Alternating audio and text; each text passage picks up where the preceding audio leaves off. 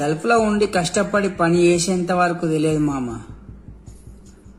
అమ్మ ఆకలి విలువ అంటే ఏందో.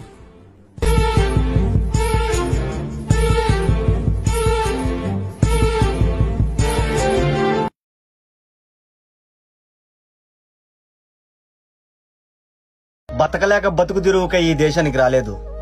10 మందిలో బాగా బతుకుదామని ఈ గల్ఫ్కి వచ్చాను.